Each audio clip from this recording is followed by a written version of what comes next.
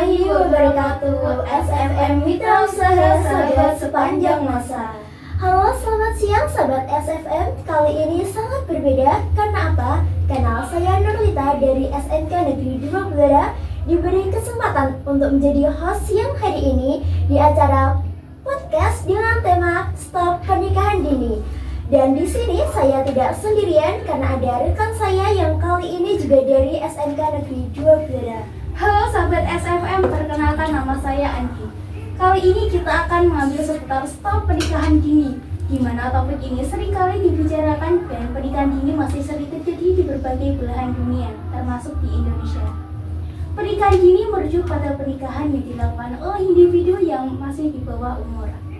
Dan untuk lebih jelasnya terkait pembahasan pernikahan dini, kita sudah kedatangan narasumber yang akan memberikan edukasi terkait pernikahan dini.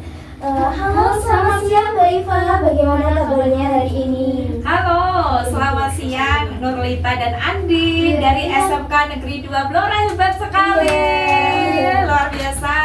Alhamdulillah, kalau ditanya kabar, pastinya Iva menjawab kabarnya sehat, penuh sukacita, bahagia. Kita telarkan yuk bahagia pada siang hari kepada pendengar kita ya.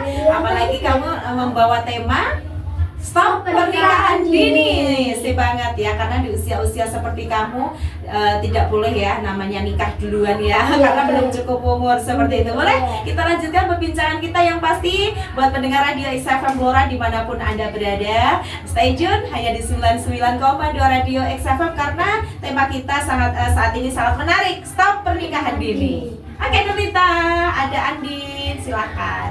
Oke Mbak Iva, menurut Mbak Iva nih, apa sih Mbak pernikahan dini itu? Oke, karena temanya pernikahan dini, jadi kita ulas dulu ya, pernikahan dini itu apa sih? Ya, ini saya sedikit agak nyontek ya. Pernikahan dini ini adalah perkawinan yang dilakukan sebelum laki-laki dan perempuan calon mempelai ya, atau ini usianya 19 tahun. Nah, usiamu berapa ini? 16 tahun. Berarti belum cukup umur untuk menikah ya, karena di usia-usia 16 sebelum 19 pastinya usia untuk mencari ilmu, menuntut ilmu, untuk belajar ya.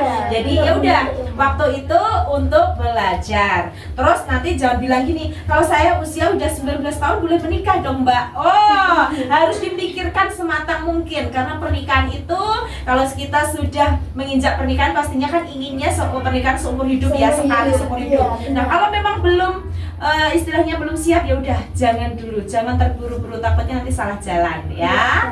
Oke. Jadi pernikahan dini itu merupakan pernikahan yang dilakukan di mana mempelai laki-laki maupun perempuan belum berusia 19 tahun. Iya, gitu. Oke. Minimal usia berapa sih Mbak menikah di Indonesia? Kalau menurut saya sih ya, kalau menurut saya pribadi waktu-waktu atau usia yang tepat ya, apalagi buat kita kaum hawa wanita ya, paling tidak kita matangnya di usia 22-23 deh ya. Kalau mungkin kalau usia untuk putra atau untuk laki-laki boleh deh usia sekitar 25 tahun atau sampai 27 tahun. Yang pasti kita matang dulu. Karena apa? Dalam hal berumah tangga itu cobaannya bukan 1, 2, 3, ribuan cobaan. Nah, jadi kita harus istilahnya kalau zaman sekarang tetek hati ya, karena judul lagi kayak gitu. Jadi kita harus kuat mental dulu nih, karena pernikahan itu, bahtera pernikahan itu kita mengarungi beberapa samudra, naik gunung turun gunung, pokoknya berat. Bukannya kita takut-takuti terus nanti takutnya pada nggak mau nikah nih ya. Istilahnya seperti itu, kita harus kuat dulu mental kita nih untuk menyambut namanya pernikahan. Gitu, Nurlita, Andin. Jadi itu ya Mbak, kita harus siap mental dulu. Iya dong. Di usia yang matang gitu ya Mbak. Iya, karena apa? Kalau kita tidak siap mental, apalagi nanti kalau dihadapkan dengan finansial yang tidak terduga, ya enggak? Waduh, kita mau kemana ini, belum punya kerjaan, tapi anak udah minta ini, sakit maaf, dan lain sebagainya. Mental, iya, nanti mental kita yang terserang lagi. Gitu. Mbak Eva, dengan adanya terjadinya pernikahan dini ini tentu saja terdapat beberapa faktor yang menyebabkan terjadinya pernikahan dini. Menurut Mbak Eva sendiri, faktor apa saja yang menjadikan penyebab terjadinya pernikahan dini ini? Baik, faktor kenapa sih terjadi atau adanya pernikahan dini itu pastinya ada beberapa faktor ya pemicunya. Iya. Pastinya yang pertama faktor sosial budaya, ekonomi, ya pendidikan yang kurang mungkin, agama yang kurang tebal mungkin ya, sulit mendapatkan pekerjaan mungkin, media massa yang begitu pesat perkembangannya sehingga dia pengen nikah aja gitu ya, pandangan dan kepercayaan, dan pasti juga dari dukungan keluarga atau orang tua kita juga itu merupakan faktor terjadinya pernikahan dini. Oke, baik. Jadi penyebabnya itu bisa dari keluarga sendiri, Iya, bahkan banyak efek faktor. sosial, Nah. budaya, ekonomi, dan juga mungkin sulit untuk mendapatkan pekerjaan. Nah, gitu ya, Mbak? itu ya Oke. banyak sekali sih ya, gitu. Andin. Terus bisa. pengaruh rendahnya ekonomi masyarakat yang untuk pernikahan dini itu gimana, Mbak? Jadi gini, rendahnya ekonomi masyarakat juga menjadi salah satu faktor penyebab ya. Ini terjadi pernikahan dini karena apa? Karena mungkin tidak ada biaya untuk melanjutkan sekolah. Kalau mau sekolah ya tidak ada biaya, wes nikah aja wes aman. Nah, itu persepsi yang kurang tepat menurut saya ya. Terus mungkin pengennya meringankan beban orang tua. Padahal waktu kejadian pernikahan dini terjadi malah menjadi beban orang tua, ya kan? Beban Iya, tidak memiliki pekerjaan dan penghasilan ya itu tadi. Seseorang yang tidak memiliki pekerjaan mungkin cenderung untuk menikah muda agar tidak menjadi beban keluarga. Padahal itu kan salah, ya Iya, kan? itu malah menjadi beban tambah. Iya, malah Mbak. beban keluarga, beban kita, ya nggak beban pasangan kita, Iya. ya nggak? Gitu. Jadi ya memang merupakan rendahnya ekonomi masyarakat itu pemicu dan faktor utama juga. Iya. Baik, Pak. Nah, Mbak Eva, dengan adanya pernikahan dini ini tentu saja kita harus mencegah bagaimana agar pernikahan dini ini tidak terjadi. Untuk strateginya apa yang bisa kita lakukan, di mana kita bisa mencegah pernikahan dini ini? Baik, jadi untuk mencegah pernikahan dini itu dapat dilakukan berbagai upaya kalau menurut saya ya. Jadi yang pertama memberdayakan anak, memberi anak informasi dari dini ya. Misalnya kayak gini nih, sosialisasi yang bagus loh. Iya. Nah, ini edukasi yang bagus loh gitu ya. Pelatihan keterampilan wawasan. Kenapa tidak boleh terjadi pernikahan dini? Ya, mungkin juga memberdayakan orang tua dari lingkup keluarga dulu, memberikan informasi-informasi terkait ojo nikah sik, Nduk, karena ini gitu ya. Juga meningkatkan kualitas pendidikan formalnya gitu ya. Mungkin sekolah dapat memberikan pelatihan. Saya yakin sekolah pasti mengingatkan hal tersebut. Ojo nikah sik, sakwise gini gitu ya. Iya, Pasti benar. itu ya. Meningkatkan kualitas pendidikan formal sudah, meningkatkan kesadaran masyarakat juga. Mungkin bisa berperan aktif dalam hal-hal positif di kemasyarakatan. Misalnya juga gerakan-gerakan yang bagus di masyarakat itu kan banyak sekali ya, karena mungkin terbentuknya Karang Taruna itu Iya, bagus iya. loh. Jadi Karang Taruna. kegiatan-kegiatan itu kegiatan positif saja, mengenal alam mungkin ya. Iya, Jadi iya. mungkin bercocok tanamnya di tanah saja, jangan pernikahan dini ya. Iya, Jadi benar. kegiatan-kegiatan Karang Taruna itu bagus loh. Tapi saat ini jarang dijumpai Iya, ya jarang. perkembangan Karang Taruna itu. Mungkin dari perbincangan kita ini tersulut semangatnya di daerah-daerah ada Karang Taruna bisa dibangkitkan lagi ya, supaya generasi muda kita juga tidak mengalami hal-hal yang negatif, bahkan menjadi atau mengembangkan hal positifnya gitu ya. Jadi strategi yang dapat dilakukan yaitu dengan mengoptimalkan pendidikan ya Mbak ya. Iya, pendidikan itu penting loh. Penting banget Iya, untuk karena memang seusia remaja. Iya. Dan juga mungkin mendorong anak remaja untuk lebih aktif lagi dalam bersosialisasi. Iya, Gitu. jadi kalau waktunya belajar ya belajar Belajar, gitu iya, ya. benar. Cita-citanya apa? Yuk kita raih mumpung masih ada waktu kan, Iya, gitu benar. lah ya. Gitu. Kalau sudah terlanjur menikah dini nih, Mbak, apa sih Mbak yang harus dilakukan agar pernikahan ini berjalan harmonis? Aduh, ini tentunya saya tuh kenapa ya pernikahan dini tidak mendukung juga gitu Iya, ya. Ya udah, kalau udah terjadi mau gimana lagi? Tapi nek bisa ya jangan sampai hal itu terjadi ya. Kalau Iya. mau terjadi tentunya meningkatkanlah kemampuan menyesuaikan diri dengan cepat, salah dewi ya nggak nikah diri. Nah, semakin mudah menyesuaikan diri dengan orang lain, pastinya juga akan mudah menjalin hubungan dengan orang lain pula, ya, termasuk pasangan kita, gitu, memahami secara mendalam dan terinternalisasi hak dan kewajiban dalam rumah tangga. Jadi kalau sudah terlanjur pernikahan dini, ya udah, ayo kita segera menyesuaikan diri, jangan sedikit-sedikit atau aku gak nikah sih, misalnya dia udah mengeluh dengan keputusannya sendiri, ya. Jadi ya udah, jangan sampai ya menyesal itu mungkin ada, tapi harus cepat move on. Yuk kita langsung saja, misalnya sudah terlanjur, ayo segera cari yang terbaik. Ya udah, ini keputusan saya harus berbuat yang baik di keputusan saya ini, gitu. Jadi harus bertanggung jawab dengan keputusan, segera menyesuaikan diri. Karena apa? Sebuah pernikahan itu istilahnya itu ada dua gerbong, gerbong suami dan gerbong istri. Itu berbeda-beda pandangannya, berbeda-beda sukunya, mungkin berbeda-beda cara-cara menangani masalah dan lain sebagainya. Dua gerbong ini mau disatukan, tidak suami istri saja, keluarga, adik, kakak, orang tua dan lain sebagainya. Nah, untuk menyatukan itu pasti ada masalah, ada yang agak susah. Nah, kita harus siap nih dengan keadaan seperti itu, gitu ya. Jadi ya udah, jadi kita harus terima konsekuensinya. Menyatukan dua gerbong itu tidak mudah. Kita harus bisa kalau terlanjur pernikahan dini, gitu ya. Tidak tertutup kemungkinan juga loh kalau sudah usianya mapan, karena ada dua gerbong yang berbeda ini juga kesusahan juga, apalagi yang nikah dini, ya kan? Tentu saja yang menikah dini tingkat emosionalnya belum stabil ya Mbak? Iya, itu iya pasti. Istilahnya dia itu pengen bebas kan, masih di usia pingin bebas, tapi sudah terkekang oleh keluarganya. Pasti itu ada berontak-berontaknya juga. Iya. Sama teman-teman, pengen healing sama tapi justru malah harus gendong anak, suami, gitu ya Mbak. Betul, setuju sekali Nurlita Andin, ya. Nah, Mbak, mengapa pernikahan dini ini masih terjadi dalam konteks budaya ataupun tradisi? Baik, pernikahan dini ini sering kali masih menjadi masalah kompleks ya, budaya dan tradisi. Karena apa? Keyakinan yang kuat, tekanan sosial, dan kurangnya pendidikan dan kesadaran akan bahaya pernikahan dini. Mungkin kurang edukasi juga ya. Jadi yang kita ungkap atau kita buka tema hari ini ya, mungkin salah satunya untuk menekan itu ya, pasti keinginan kita menekan pernikahan dini supaya kesadaran masyarakat itu kenapa sih nggak boleh pernikahan dini, karena dari segi fisik mental kita pasti akan terganggu, gitu ya.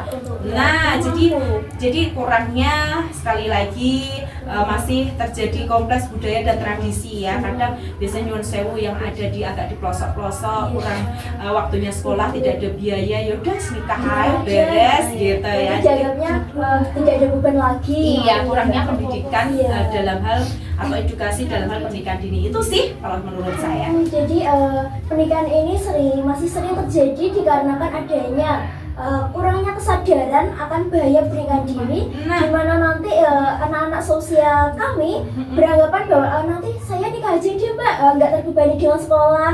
Iya, betul. Itu juga biasanya jadi alasan ya. Benar. Males mikir. Mbak, nikah aja deh gitu suami. Gitu. Salah satunya adalah malas untuk belajar. Malas untuk menggapai masa depan. Itu malah dipakainya untuk aku sama suami aja deh Mbak, nikah sama suami. Iya, dikiranya menikah sudah selesai masalah hidup ini. Bahkan kalau sudah menikah terbuka pintu masalah-masalah yang besar kan. Gitu.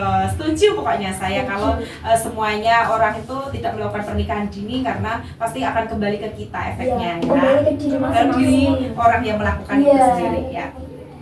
Menurut Mbak Iva, kalau ada seseorang yang melakukan pernikahan dini, apakah bisa menyebabkan anak yang tidak menjadi stunting? Nah, itu salah satu alasan juga kenapa pernikahan dini itu di stop gitu ya, atau jangan sampai terjadi, karena ibu yang hamil di bawah usia 19 tahun rata-rata nutrisinya belum mencukupi selama kehamilan, reproduksinya belum siap, belum matang. Jadi bayi yang lahir nanti takutnya berat badannya kurang, ya beresiko stunting atau kurang tinggi badannya gitu ya, karena Ya sekali lagi kenapa dicegah, kenapa dilarang, karena ya efeknya pasti tidak bagus pada pelaku itu sendiri dan keturunan-keturunannya juga ya. Jadi kenapa sekarang itu di di Jawa Tengah khususnya, bahkan di Blora, angka stunting itu sangat ditekan ya, karena ya itu tadi pengaruh di perkembangan anak sekarang itu sangat berpengaruh dari segi tinggi badannya juga. Jadi Indonesia khususnya tidak mau kecolongan anak-anak yang kena stunting sehingga pola pikirnya jadi menurun dan lain sebagainya gitu. Apalagi sekarang gini loh Nini ya, kalau kita daftar di instansi tertentu, apalagi di militeran dan lain sebagainya, itu kan tinggi badan sangat dibutuhkan ya. Ada batasnya ya Mbak ya. Nah maka dari itu yuk cegah stunting dengan stop pernikahan dini. Jadi kurangnya nutrisi ya Mbak, jadi menyebabkan anak yang dilahirkan menjadi stunting. Iya, itu salah satunya juga. Nah, mengapa Mbak Iva pernikahan dini ini dianggap kurang baik? Nah kembali lagi ya, pokoknya karena faktor resikonya sangat banyak sehingga pernikahan itu pernikahan dini ya khususnya sangat dilarang, karena resiko pernikahan dini ini bagi remaja laki-laki juga dapat menimbulkan penularan penyakit HIV, amit-amit ya, penyakit yang belum ada obatnya ya, dan penyakit menular seksual lainnya. Pastinya nanti kalau kurang siap dalam hal finansial, terjadinya kemiskinan ya, kesehatan mentalnya terganggu, kekerasan dalam rumah tangga karena emosi yang tidak stabil tadi, supaya jadi antara suami istri cekcok terus, iya itu ya. Jadi sehingga dapat menyebabkan perceraian, angka perceraiannya semakin naik gitu ya. Jadi mengapa pernikahan dini dikatakan kurang baik? Ya faktornya atau dampaknya banyak sekali gitu. Jadi pernikahan dini ini dianggap memiliki resiko yang banyak ya Mbak. Banyak sekali. Tentunya yaitu menimbulkan pengurangan penyakit ataupun timbulnya kemiskinan, terganggunya kesehatan mental, dan juga memicu kekerasan dalam rumah tangga. Nah, yang dimana nanti akhirnya dapat menyebabkan perceraian. Dimana yang menikah nanti pengennya selamanya, tapi justru malah memicu perceraian karena adanya kekerasan. Betul. Jadi terkadang kalau di usia kamu, usia namanya aja usia segini pasti kenal pacaran dan sebagainya. Jangan mudah mudah percaya pada janji-janji yang memang, apalagi pasangan kita pasti seumuran kamu kan masih juga usia-usia dini ya. Jadi ya udah, dia kan juga belum tahu kan dunia pernikahan dini, jadi jangan mudah percaya. Ya udah, kamu fokus belajar saja. Pacaran tuh bisa jangan dulu yuk. Kalau kamu sukses, insya Allah orang-orang yang istilahnya naksir kamu itu istilahnya kayak madu ya, madu itu kayak bunga, pasti kumbang yang nyari. Nantinya akan datang sendiri. Jadi saatnya belajar ya belajar. Mungkin Mbak akan contoh normal ya, oke deh, oke. Tapi kembali lagi ke kodratnya di usia ini belajar ya belajar. Fokus gitu ya Mbak. Fokus dong, nanti menyesal loh gitu ya. Berdasarkan literasi yang saya baca nih Mbak, masih banyak banget remaja-remaja yang melakukan pernikahan dini. Itu terjadinya itu kenapa sih Mbak? Ya kembali lagi kayak tadi nih sama Nurlita ya. Jadi faktor penyebabnya kan banyak tadi ya, sudah kita share di awal, budaya, sosial budaya, ekonomi, pendidikan, agama ya kurang kuatnya. Mungkin kita dalam hal agama sulit mendapatkan pekerjaan, lingkup keluarga yang kurang mendukung. Nah itu faktor-faktornya sih. Jadi hal tersebut memang saling terkait gitu. Banyak sekali jadi ya Mbak faktor-faktor. Iya. Semoga saja tidak ada ya pernikahan dini ya. Ya belajar kita raih cita-cita gitu ya supaya lebih sukses. Masa depan. Nah supaya keturunan kita semua itu menjadi keturunan yang hibrida, yang bagus, yang mentes untuk bangsa Indonesia. Jadi kalau kita sebagai manusia itu kan hakikatnya dapat bermanfaat untuk orang lain. Itu merupakan kebanggaan diri sendiri kan, sudah bermanfaat. Nah maka dari itu yuk kita kembalikan ke hakikat itu dengan belajar yang tekun, raih cita-cita dengan penuh semangat ya. Stop pernikahan dini. Kalau waktu pada saatnya pasti jodoh itu tak akan kemana. Oke, Nurlita. Jodoh tidak akan kemana. Nah, sahabat SFM, jadi pernikahan dini bukanlah solusi, melainkan awal dari berbagai masalah.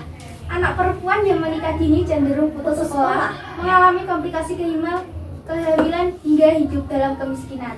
Jadi, sahabat, Anda jangan sampai menjadi salah satu pelaku pernikahan dini ya.